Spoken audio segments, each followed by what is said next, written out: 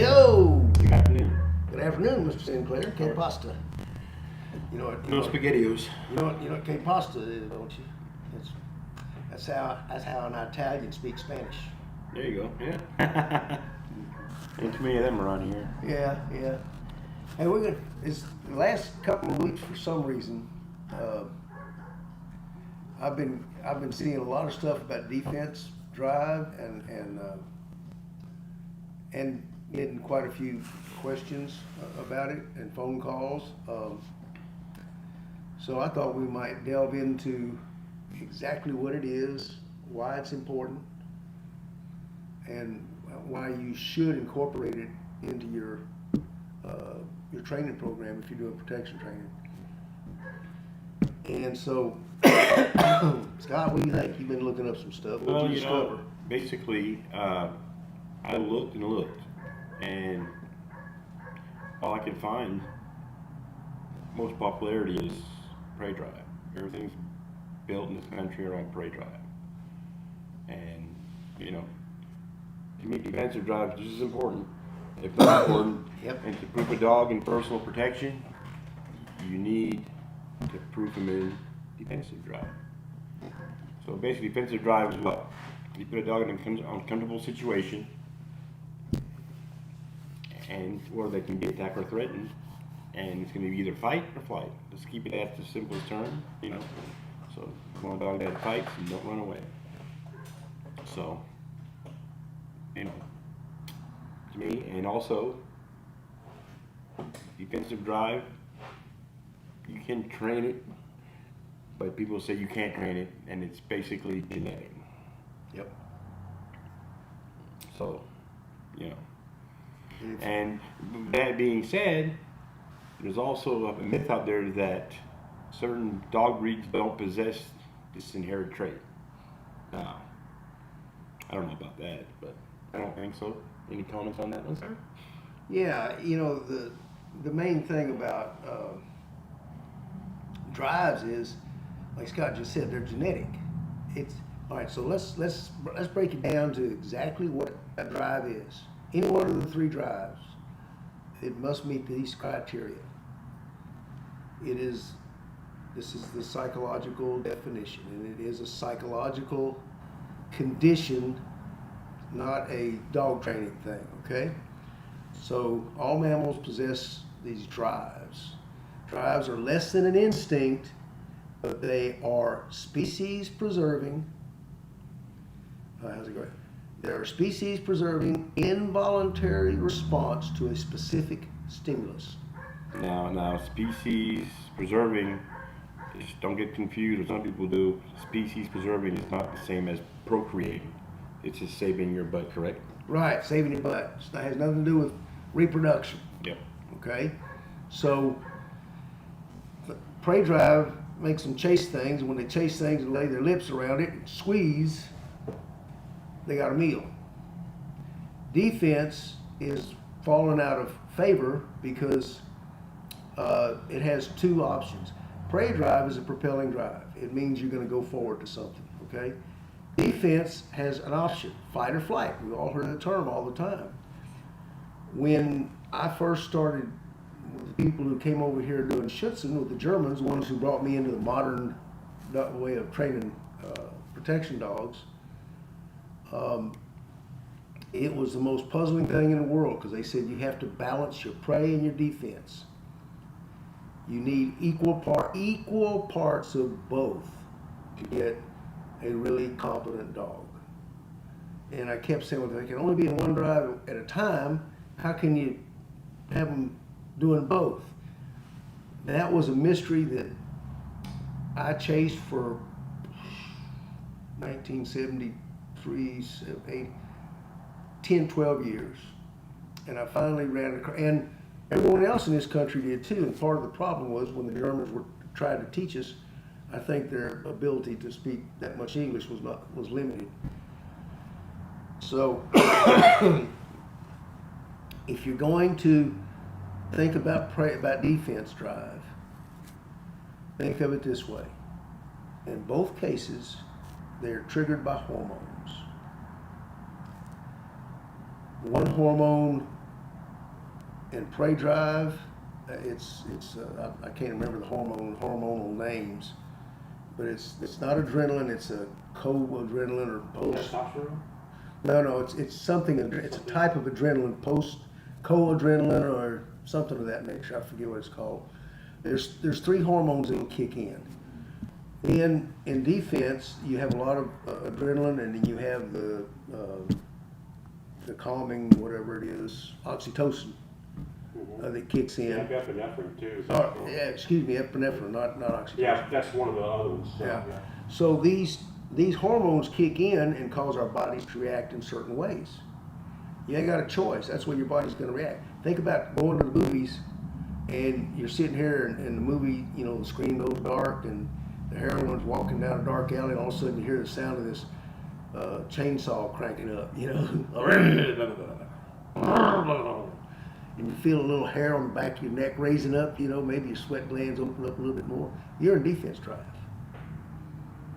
And you can't help the hair stand up on the back of your back. Hormones do it. So all mammals have prey and defense. All of them. Mm-hmm. But we've got to learn to be competent, good protection dogs is you learn how to use both drives in your dog at the same time. And that was a 15-year mystery for me, and it's been a 40 or 50-year mystery for about 8 out of 10 of the people I meet that are training dogs, because they still haven't figured it out. And someone's going to go, well, you get working the same. You work your dog in defense less than you work it in your prey drive, because of the amount of stress it puts on the dog. Right. Talk about the stress part on the defense versus. Well, so basically, there's a threshold of dog hit, right? The dog with strong defensive drive, it'll take more to get him to bite or react than a dog with a lower defensive drive. And you got to be careful with that, because a dog with a low defensive drive and not trained properly can make the dog attack some or think to attack something that isn't there or react. And that could be a bad situation. You know. And on this low defensive drive, let me be clear about this, because I'm always seeing people talk about building prey drive. You know, you don't build prey drive. What you do is you increase through manipulation, and this is going to go for prey and defense, through physical bodily manipulations. You increase the amount of hormones hitting the dog's system. I hear a lot of people saying mastiffs, you know, can't do bite work because they don't have any prey drive. Show them that one there, Scott. We can rerun it a time or two. So, Great Danes are a mastiff, and if they can't do bite work, then I don't know if you can see that spotted dog very well. Maybe I got in the way of the camera, I didn't realize that. But so you're carrying on. That is about a 14-month-old Great Dane. I'll run it again. All right, man, does that thing. And you see, she has no problem. She has no problem on that bite work. I wish we'd had a closer up. All right, yes. There you go. Yeah, I see that. Let's see if we can get a better shot of it. Start it over. You can see how good the bite is there. That's a prey drive bite you're looking at. And she has no trouble going forward. Prey drive is a propelling drive. And you see how she takes. So, yeah. So you tell me, mastiffs, with all their defensive nature, don't have prey drive? Horse hockey. It's all in how you manipulate the dog. If you don't know how to trigger their hormones, then yeah, the dog doesn't have any prey drive. So that being said, the dog will actually, defensive drive will start kicking in when they're in puberty. Yeah. I mean, that's when the hormones start really kicking in. By 2 or 3 years old, there should be hormones ready to go. Yeah. So I don't suggest working a dog in defensive drive till puberty or after. Exactly. Most dogs shouldn't be worked with actual serious protection work till they're 8 or 9 months old. Yeah. You yeah. can get in there and do bite work before the puppy's doing it and everything else, which is great. But actually started putting real stress on the dog, where they start realizing what's going on. Right, right. Right. And that's why we always tell people to come here if they got a puppy. I always tell them, bring your pup out, we'll play little sack games and tug of war with them. We're not going to do any serious protection training until it past puberty. And when I say serious, I'm going back to the original formula I learned from Gottfried Dilday and some of the German trainers that I was fortunate enough to get to meet and go to their seminars. You gotta have your dog in as much defense as he is in prey. And here's the benefits you get.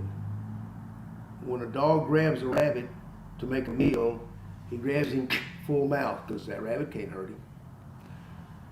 When he sees a grizzly bear, he bites shallow because he may want to turn loose and get the hell out of there, but he bites hard like hell yeah to try and convince that bear not to come any further. So when you put the two drives together, you get a full mouth, hard bite every time. And if you manipulate these hormones properly in the dog, I mean, you can make any dog do well. You know, The ultimate goal is to ensure safety by warding off threat. That's the whole goal here. But so a dog with a strong safety, a high drive, defensive drive. right, Right? So I'm just thinking about this, right? So basically, the dog has to have confidence in order not to overreact on a bite. Yep. So, would you say that the prey drive builds confidence? Good way to put it. Yep. And if you know your dog has a strong defensive drive, it takes a lot of confidence Intensity. for him to know, you know. Oh yeah, yeah, I mean, I thought that makes sense to everybody, but yeah. you won't get no overreaction. Right. If you don't come up to that dog and do civil work with the dog and actually start working the dog in defense, and the dog can come right at you and try to eat your face off. Right. He'll know. He'll gauge you, but he'll come out, Yeah. but he won't overreact. He won't because, react. because, you know, let's say leave the training ground and you go somewhere and say, hey, what's going on, Jim? And that dog sees that. Click. You don't need that. So as long as I live, I'll never forget. I had a big time breeder in New Mexico, Richard Mullins, who had he bred probably as many great dogs as you can. Richard had a knack for picking the next great thing, the next big thing in far as dog breeds. Right? He was way ahead of everybody else with the Rottweilers. He was way ahead of everybody else with the Argentine Doggos. He was way ahead of everyone else with the Connie Corsos. And I forget what it was. It was a big old Mastiff that he had bought that he thought, I think it may have been a Presa. For the Canario? Yeah, but he got this dog. He was like 6 or 7 years old. And when Richard got any of his dogs in for marketing purposes, I'd go over and we did some bite work video, and he used that to help sell dogs. And he had this 6 or 7 year old stud dog. Had never done anything but be a stud dog and never left his pen. And he bought him because he's a great lion and was going to make some good puppies. But if you took this dog out of his pen and said, honey pie, he'd squat and pee. He'd never been socialized. The breeder who raised him got him for one purpose only. And that's all he was good for. It took me about 4 months, but at the end of 4 months, we had that dog coming out of the yard on a leash, going straight to eat my face. And we did it by manipulating, by instigating a little bit of prey intensity, a little bit of prey interest in me, and just starting it in his pen, in his yard, where he felt confident. Because remember, prey is dependent on confidence. And then we just stretched out and brought him in small steps to the big wide world. When that dog first bit, I had what they call a Marburg sleeve. It's a round barrel. Gray Allen makes one they call a barrel sleeve. It's hard.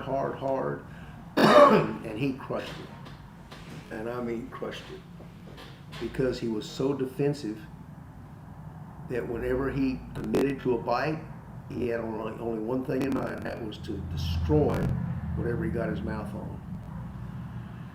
So these are the things you can do when you have prey worked with defense. So that dog had a high defensive drive. So he had high confidence. And high confidence means he didn't scare easily, which means that he did what he was supposed to do. Right, right. We already So that's what I'm saying. You got a high drive, but you got to have good confidence in there too. Mm-hmm. There's all kind of small key components that all work together, but it all boils down to the genetic. Yeah. That's how to make the genetics work for it. Also, you know. Yeah, yeah. And remember, genetics gives you what your potential is. Training reaches your potential. Yep. Simple as that. Yep. So it's all very easy for us to manipulate and move if we want to.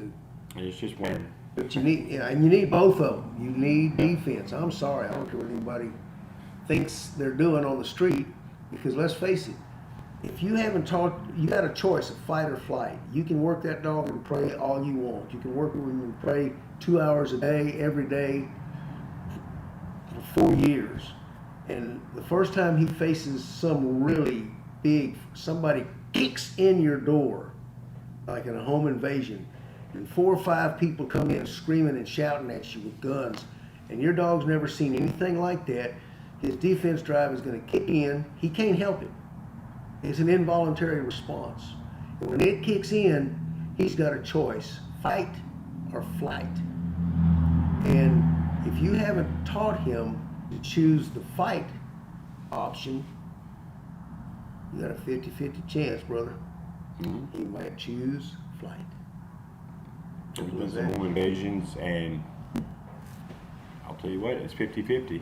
We've done the number we've done. 50% of those dogs ran off. Oh yeah, Scott was doing home invasions. 50, People, yeah. 25% will look at you, not to be too sure, but they won't back down, and the other 25% will come get you. But I'm just saying, you got half of them dogs, big old dogs too, just run off. Bye. Around the corner that sucker went. Yep. Yeah, so. But the dog was trained on parade drive too. Right. He was doing bite work with us, but he'd never been in that situation. Right. You got to get in stress. So that's something else we do. We go out and do home invasions because it's for that. Because we got to prove the dogs. Here's a good way to put it. We need to talk about pro sports a little bit, but look at it this way. You see, and again, I'm just falling back on my roots here, so y'all forgive me. But I think this is an analogy everyone can understand. Training in all prey is like the wannabe cowboy who is going to wherever the mechanical bull is every Friday and Saturday night, and he gets on that bull, and he can ride that mechanical bull, right? And he's just chunking that arm up there, and he's on top of his rope, and he's doing everything just like textbook. Finally, he gets the good, and he wins all the mechanical bull riding contests, and somebody said, well, hey, the rodeo's in town. Why don't you go see, what PBR's doing? So he goes over there, and he pays his fees. He's going to take his chances. And he jumps on the back of something. We got one around here. Yeah, right there. Yeah. And he gets on one that looks something like that. And this one's got these big old baseball bats sticking out on both sides of his head. And this, mechanical bull rider knows that them baseball bats, he's looking for his head to swing a home run on. Well, all of a sudden, the way he looks at bull riding has changed mightily. He's sweating, the hair standing up on the back of his neck. In other words, he's in defense. And that will certainly interfere with his bull ride, because the first chance he gets, and that chance will come when the gate swings open and the bull bails out and he's still hanging onto the gate. The bull's just trotting around the arena. That's defense. That's an untrained personal protection dog, because he's only worked in prey. All that dog's ever done is ride that mechanical bull. So it's important if you're going to have a serious dog, if you've got a serious security problem. So, want a little fun? Well, sorry. Let's do So pro sports, again, we're setting our trial up for the 20th. We're looking for agitators. We're looking for all sorts of folks who want to help out. Call me. We're training for pro sports on Saturday mornings. We may add a Tuesday night. We're doing our obedience so everyone can start to get a feel of how we do it. Everything is designed. Remember, this is a scenario based, just like the USPCA, NAPWATER certification. Any of these, they're all. Police certifications are all scenario based.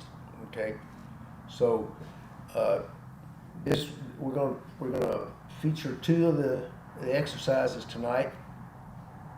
One in the security division, one in the patrol dog division. In the security division, there are like a home invasion. There are times when you may need to use your dog to go to someone to stop them from getting to you. So in these cases, once you're done, and this has happened to pro sports contestants in real life at least twice that I know of. You send your dog, it stops the thief. Now what do? You're going to go up there and tell your dog out and tell that thief get on the ground and hope he ain't got a pistol in his back pocket? Maybe he reaches over and grabs a baseball bat and hits you and the dog in the head? No. For ideal security tactics, what you're going to be able to do is from a distance, get your dog to release, drop into a guard, hold that guard position, willing to rebite if he blinks. Until you assess the situation, you call 911, you determine the guy's not armed, you know everything's safe, then you call your dog back to you. You never put yourself in that dangerous position. So, Scott, roll them. Let's see what we can show you. Know which one it is? Maybe. See if we got the right one, folks. I think we do. Yeah, we do. So there's this is a practice. She's just, the dog's hitting. You can see this dog is pretty serious about biting. Now she's giving her the command to release. She drops into a guard position. Now this particular dog really likes fighting. But you see, just the minute Scott moves, she re-bites. He's not going to run away. And now she's been told to stop and out again. Now she's just antsy. She wants him to move. She wants him to move. He's not moving. He's not moving. And then she hears Master's voice. And she returns. That's the courage test in the security division. If you're in the security, remember, security is personal protection, civilian application, whatever you want to call it. Patrol is set up as military working dog, police patrol dog. So our scenarios in the security division are going to be just like this. They're going to reflect incidences that you will train for that could happen to you in real life to make sure that your dog can handle it. And you can see that's Harmony and Katie Rose, tough Western Shepherd, big powerful girl, and she loves to fight. And well, Scott can tell you all about. I got stories. And we don't have the blooper where There's videos too. she pulls him to the ground and she goes and licks him in the face right after a bite. Oh yeah. She got me. What happened on that? I caught her and flipped her, and I foot slipped, and I fell on my back. And the dog was coming back, and I said, I just stopped moving. The dog come up to me and licked my cheek and ran off. She had me.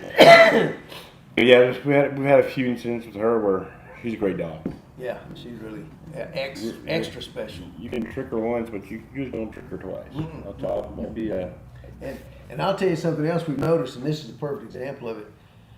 I noticed this when I first started with a dog that just hated my dog and therefore hated me. And one day, and I started being his decoy. It was all Schutzen style club at the time.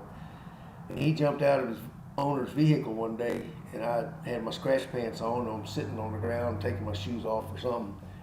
And this dog who hated my guts, all of a sudden I look up and he's right here. And I'm expecting to lose an ear, and he licked my face just like Scott said and Harmony did to him.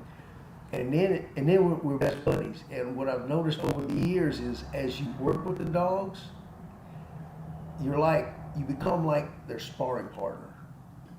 And That's true. they really get a relationship with their agitators or their decoys. And people say, well, how can you just sit there and the doctor goes, oh, you just bitch and just come up to you? I said, Yeah. we're pals. Yeah, and because we train with a balance of defense and prey, when you're on the street and you need it for real life, the defense is going to kick in, and that's when they'll really take somebody out. So you don't have to worry. Mhm. So We got one more video here to show. got one more. Oh, that would be the patrol division Yes. call off. Yes.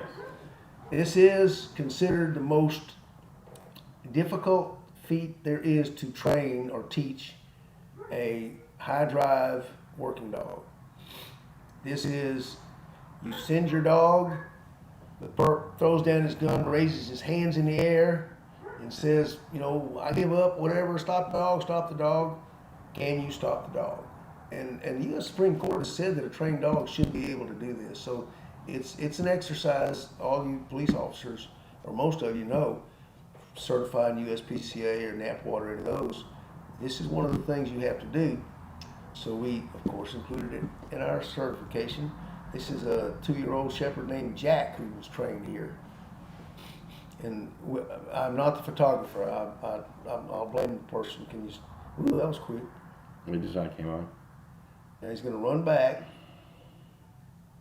We do a recall on our call-offs for lots of reasons I won't go into, for tactical reasons, but let's start him over again. You can see the distance he's running when he comes back. All right, here we go.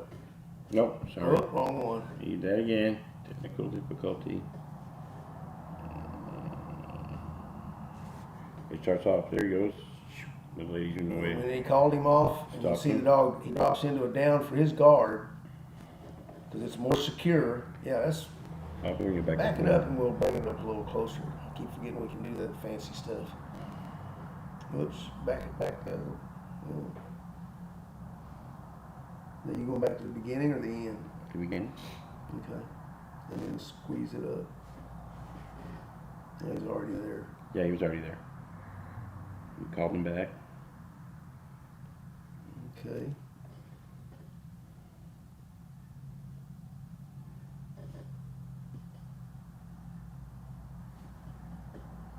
Sorry, folks. One more time. One more time. Zoom. Yeah. See, he's down in his guard. That's me. Huh? Let's see. Got back to heel. Back to heel. So, if you think you've trained your dog up to the level of police canine or a military working dog, I don't have to go into detail for you guys with what just went on. But those are two of the things you'll see at a pro sports trial if you choose to come watch, or if you choose to Participate. So, I like participate better. you like participate? I think we should have some good dogs. I'll be announcing our judging staff pretty soon, and we're looking for agitators. If you've only done sport work and you've been curious about street type guard dogs and how they work, come on out on Saturday morning. We're glad to show you everything we got. Yeah, and go a few rounds. We need to. Huh? We go a few rounds too. We need to. Yeah, we go through quite a few every month. Yeah, but get on and play with the dogs. Mhm, Give them a few bites and Yep. see where they're at and see what you think. Let you go from there. So, what do you think, Mr. Sinclair? I think it was enlightening, and I hope answer some of your questions about defense drive and defense, Yeah. offense. Yeah. But remember, folks, it's all about the dogs, and we'll keep it that way going forward. And hope to see you next week. Take care.